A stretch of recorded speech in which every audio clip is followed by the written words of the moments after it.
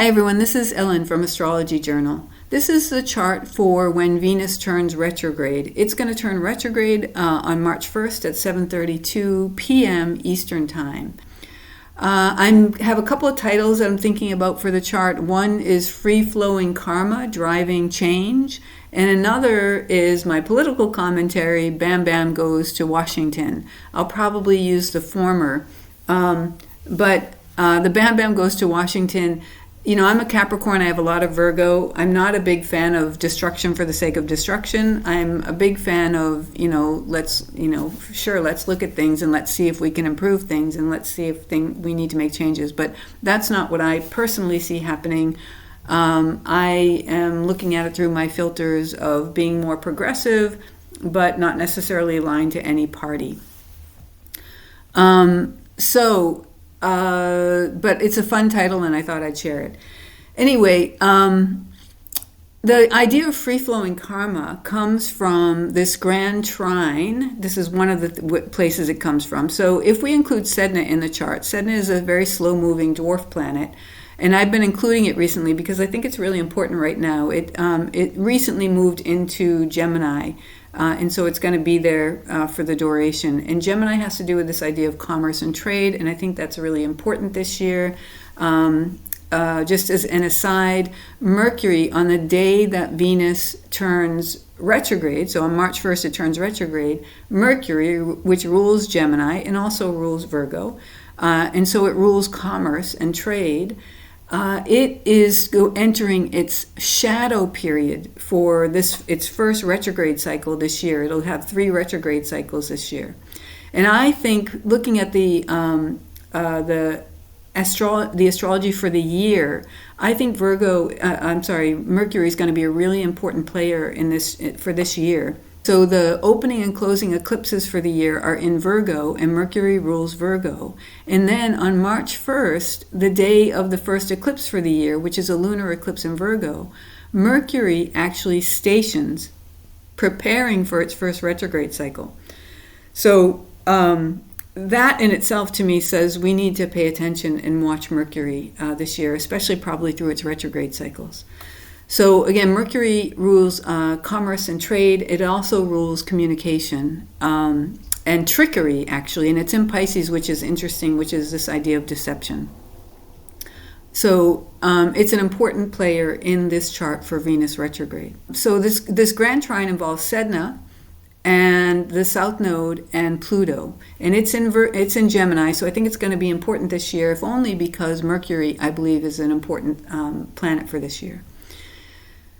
In a grand trine, it's an equilateral triangle, more or less, so that equilateralness of it doesn't necessarily indicate an emphasis of one of the points, but we have this other triangle, this quindecile triangle, or quindecile triangle, with these dark dotted lines, pointing to the South Node, and so intersecting with the grand trine point at the South Node. So that emphasizes the South Node. And the South Node is our karmic past, our evolutionary past. Ideally, it's the healthy foundation that sets us up so we can continue to grow. But it could also be, the negative karma that we've built up. Virgo is what we do day after day. It's our daily lives. So there's the idea of our karma is the result. Our karmic past is a result of what we do every day. So as we're doing what we're doing day after day after day, we're building up whatever karma will then play out as we continue to move through our lives. Our daily decisions affect, determine our karma, you could say something like that. So that's where I get this, one of the ways that I get this idea of free-flowing energy. Even more interesting is that the nodes in this chart are moving in direct motion. Typically they move in retrograde motion, so backwards through the chart, but they're actually moving in forwards motion. And that's so there are 2 directions in the chart. There's the clockwise direction, which is in the reverse order of the signs. And this clockwise direction is the direction that the signs rise and culminate and set, and then go down to the beneath the earth, underneath, directly underneath. that's what they do every day. And the planets then rise and culminate and set as the day progresses. So this is the daily direction of the chart. That's how I would see that. And the nodes typically move in the daily direction, which is super interesting. The planets typically move in the counterclockwise direction, which is the yearly direction. So we can kind of, since the nodes are our evolutionary trajectory, and they have to do with the karma that we've built up and that we're able to rely on to continue to evolve, or not able to rely on to continue to evolve. Well, I think no matter what, you can rely on it to continue to evolve. If you've done actions that are setting you up positively towards moving, towards your North Node, then it's probably going to be a better experience for you than if you've done actions that have been hindering you. By the way, there's a lot of energy in Pisces, and Pisces has to do with this idea of self-undoing. So our daily actions have to do with, are we setting ourselves up for success, or are we undermining ourselves? And that we can think about that in terms of the nodes moving through Virgo and Pisces as part of the process we're going through right now and waking up to and learning about, possibly. We might think about it that way. So anyway, if we think about the nodes, they typically move in this clockwise daily direction of the chart, and the planets typically move in this counterclockwise direction of the chart. So we can almost think about the nodes representing our evolutionary or karmic trajectory, that because they move daily in the daily direction, that's sort of telling us symbolically that it is our daily actions that determine our path in life, that determine our evolutionary path in life as souls. In evolutionary astrology, the South Node is the South Node of the soul, so it's the soul's history, and the North Node is the evolutionary trajectory of the soul. But we can also think about it as just the past in this lifetime, in the future in this lifetime.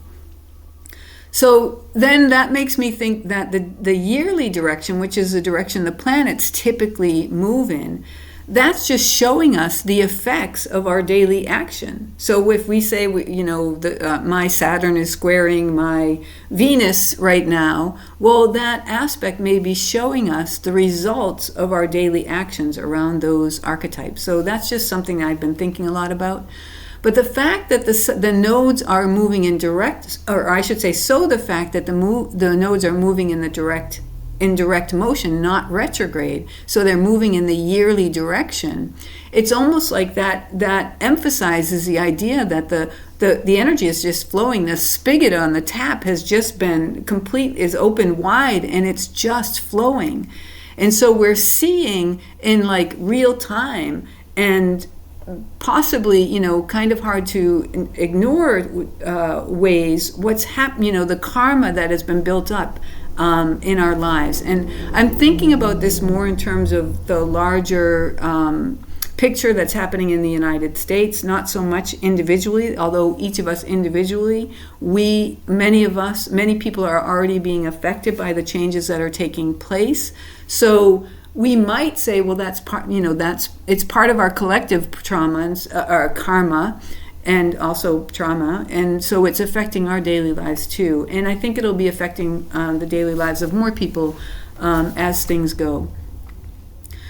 So that's where I get that idea. And this keen decile triangle is this idea of pressure. So the keen deciles are this idea of, or my reading of them are this idea of pressure, and the pressure in a positive way is the pressure the essential pressure that drives the metamorphic birth process, almost you could say. And so to me, that's the positive side of it.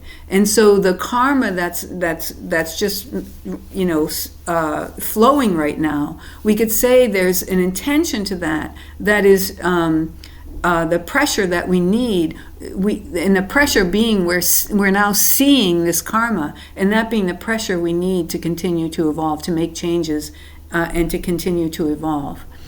Negatively, usually when you read about the keen deciles, you read about this idea of obsession and compulsion. And so for me, I would say that obsession and compulsion is a block. There's a metamorphic process that's being blocked, and it needs to be freed. So right now, again, the energies are just flowing. And my particular perspective on that, depending on which side of the political spectrum you're on, and or not even what side of the political spectrum, but whether or not you agree with what the administration is doing or not, you will see this free-flowing karma as a positive or a negative thing. And certainly it's showing us what we've put into place over the years as a collective. Pluto, the soul, being in Aquarius being the collective, and this being the base beat of the chart, you could say, from an evolutionary astrology perspective. So I'm just jumping in here because I feel like there's one piece that I didn't make clear enough. So the other piece to consider is what is happening, what's really happening? So that has to do with this idea of Pisces and what's really going on. Do we really see what's going on? Is what we're seeing happening what's really happening? So that might be another piece that, as Venus goes retrograde, starts to clarify, and in clarifying, maybe that helps us really better understand our values, Venus values. And so the process may be helping us with that. We may have a sense of what our values are. There may be sort of like this natural imprint of values, but maybe they haven't been consciously recognized. And so maybe this process will help with that in some way. So I just wanted to add that in, and now we'll go back to the regular video. So that's one thing that I see.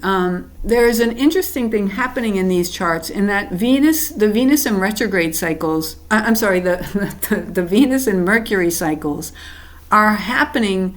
The Mercury retrograde cycle, Mercury will be turning retrograde on March 15th. It'll be stationing on March 14th, the day of the lunar eclipse that I mentioned earlier. Mercury's retrograde cycle, the entire cycle, including its two shadow periods, meaning its reconnaissance period and its integration period, that will be happening entirely within Mars's integration period. Mars is the action principle. Mars is down here in Cancer.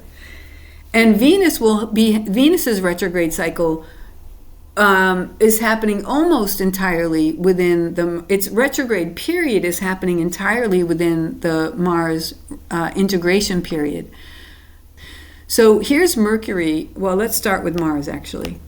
So Mars turned direct. So it started its reconnaissance period on October 5th last year.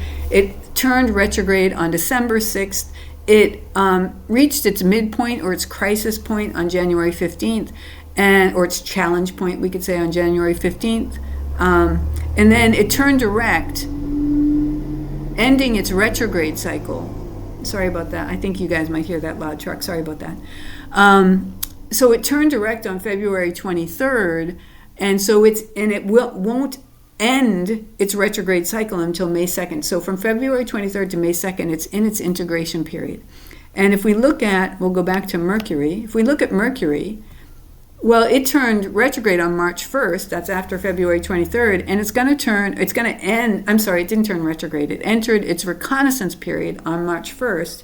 And it will end its integration period on April 26th. This is entirely within the window of the Mars integration period. And by the way, I've rewritten almost the entire series on the retrograde cycle. So if you're interested in understanding how I understand the retrograde cycle, you can read that. It's posted over on my other Substack, Pass It On Astrology.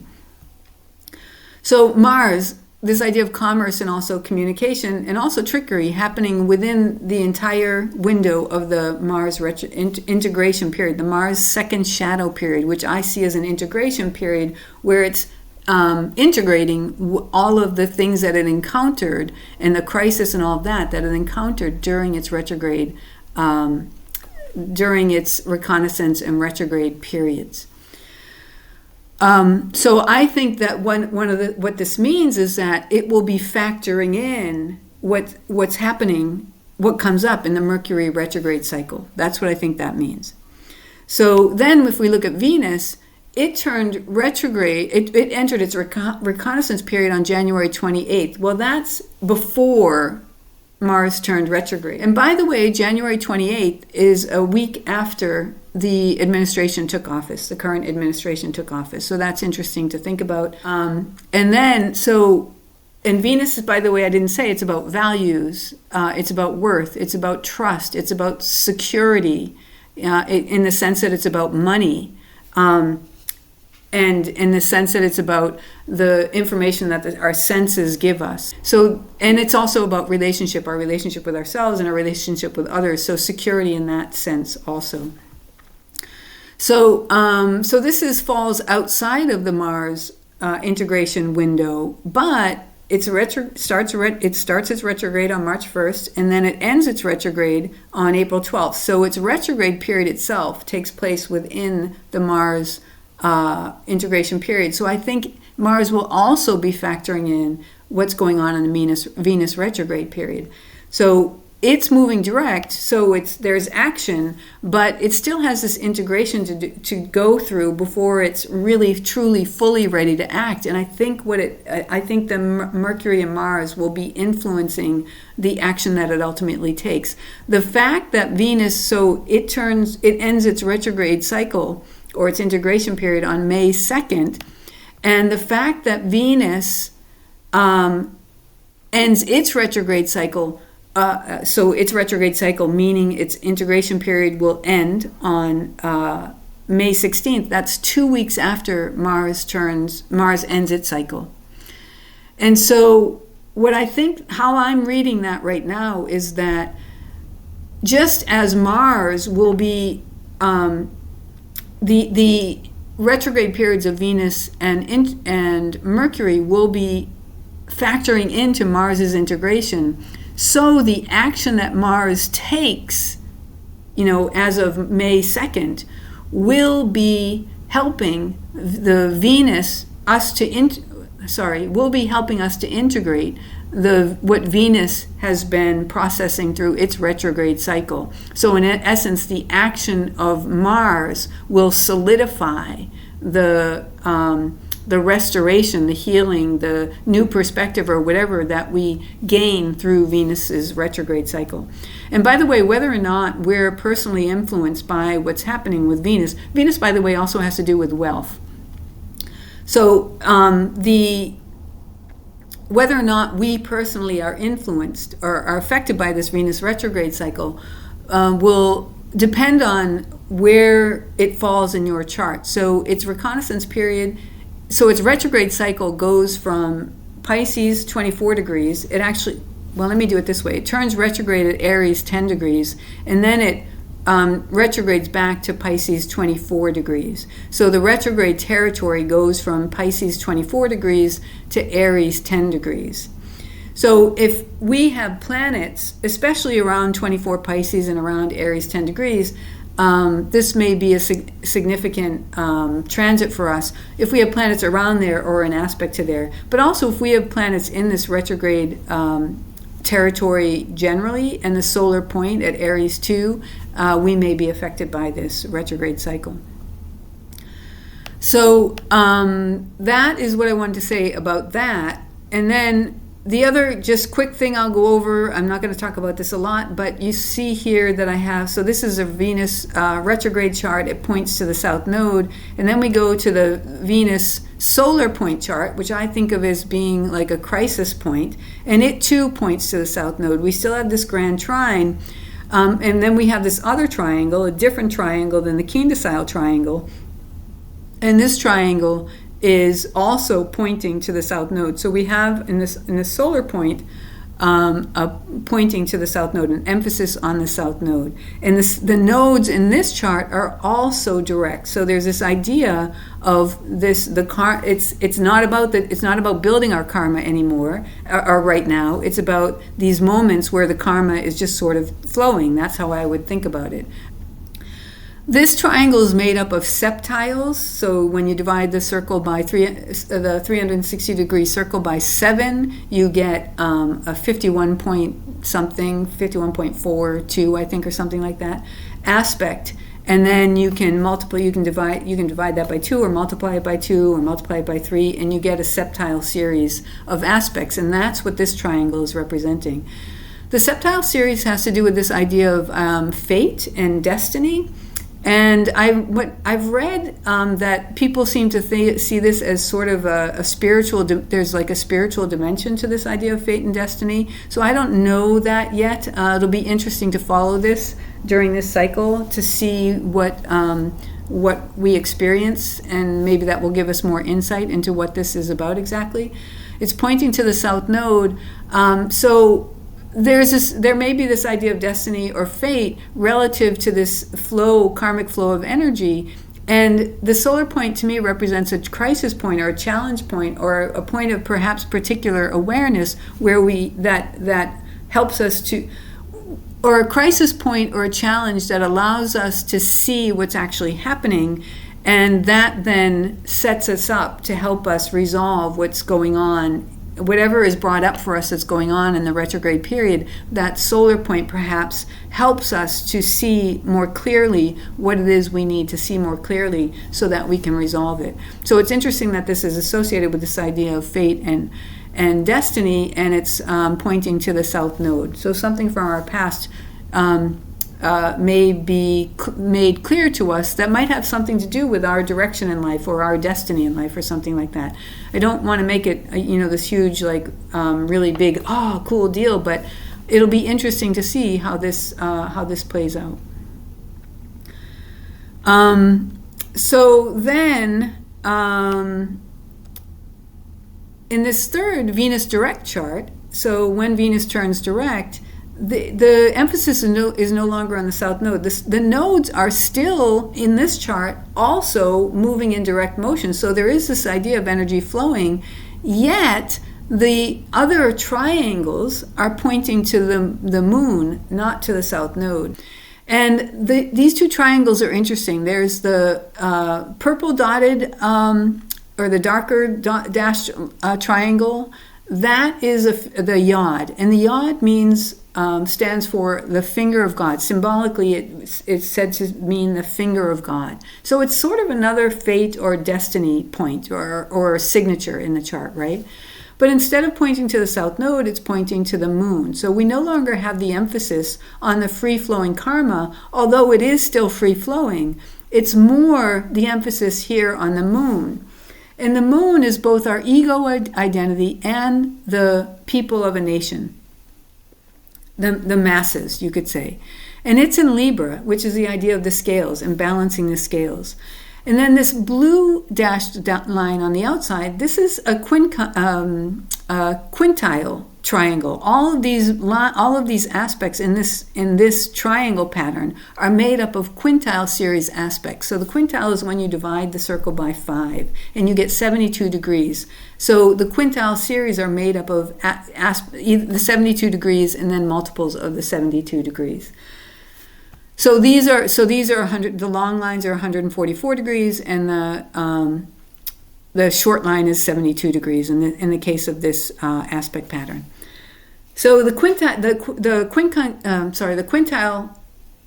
has to do with this idea of gifts and talents. So that's super interesting. We have this idea of fate and destiny pointing to the moon, which is our ego, and also the collective, the people of a nation, and we have this idea of gifts and talents. So perhaps, individuals will be, their natural gifts and talents perhaps will be coming online. They'll have more clarity about what those are, and more clarity about the role that they might be stepping into. The moon in this yod pattern is in conjunct Saturn and also Venus, and that in conjunct has to do with this idea of adjustment. It's also in conjunct Uranus, which is this idea of sudden surprise changes. So it may be that there'll be something that's surprising for us. This direct chart happens on April 12th. So the Venus period, this is when the retrograde cycle ends. So it may be that there'll be this sort of coming together, but that may be surprising, that will help to bring balance back. So those are some things that I see in this chart. And the big thing is what's happening in the world, the karma, the flow of karma that's happening. That's a kind of a collective flow. We have Pluto in Aquarius, Aquarius being the collective. This is affecting our daily lives. And I think we can expect to continue to see that through a lot of March. The lunar eclipse on March 14th, there's a little bit of a shift in energy, and there's also a shift in energy for the spring equinox chart for March 20th. So it may be we'll start to see some shifts happening around those times. So I'm jumping in here at the end because there's one more thing I want to talk about that I forgot to talk about, and that is the Sabian symbols for the Venus retrograde cycle. So for the Venus retrograde chart, Venus is at 10 degrees of Aries, so we read 11 degrees of Aries, unless you're looking at Linda Hill's site, and if you're looking at Linda Hill's site, you would read at 10 degrees of Aries. But anyway, that Sabian symbol is the president of the country. And then the solar point, which is 2 degrees of Aries, so you read 3 degrees of Aries, a cameo profile of a man in the outline of his country.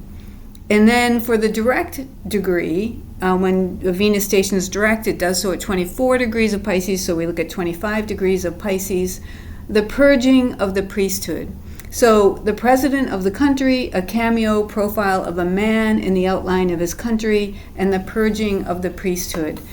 And that's really interesting symbolism for this cycle. Venus, again, representing this idea of values and also relationship in the mirror. And then this keen-decile triangle, the semi-sextile that links the two keen-deciles together is formed by the Sun and Venus. So Sun is the leader of the country. And we have this tendency, at least in the United States, to project our values onto a leader. We have not yet lived up to those values, and we project those onto the leader, and we expect them to live up to it.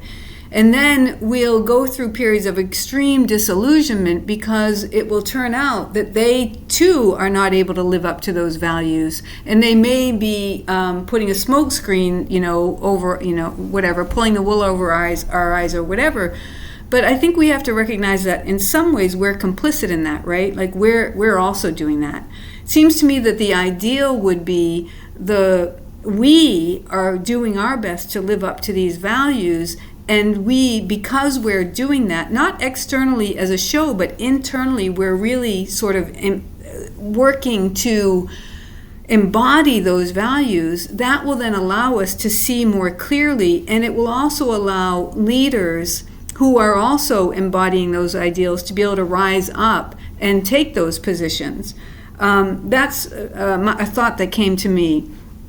And partly it's this idea of a cameo profile of a man in the outline of his country. So this idea of how we project and we see the leader as being the representative, taking on the shape of the country, being the representative of everything that the country represents. So this idea that we may be, because the sun is in Pisces, there's all this Pisces energy, Venus is going to be going back to Pisces, Aries can represent leadership. What kind of do we want leaders who are truly embodying the values that we hold so dearly? Or do we want leaders who are kind of throwing up smoke and mirrors? They're not really able to live up to those values, but they convince us that they represent everything we want. And I think that goes back to, again, as I said before, the idea that maybe we haven't really been working to embody those principles. They're just there as ideas and ideals, and we want someone, like a child. As children, we need people who embody these principles so we can integrate, imprint, absorb those into ourselves. And that piece may be missing. So part of the work, I think, for us in this time, and that seems relevant to this Venus retrograde cycle, is this idea that we have to recognize what those values are and recognize, are we embodying those or not? And if not, what can we do to start, working our way towards that? It may involve wounds that we have to heal. It may involve, it's a process. It takes time. It's not going to happen overnight necessarily. But to the extent that we keep looking to others to embody those, when we're not recognizing we need to do that work ourselves, I think that's part of what might be up in this Venus retrograde cycle.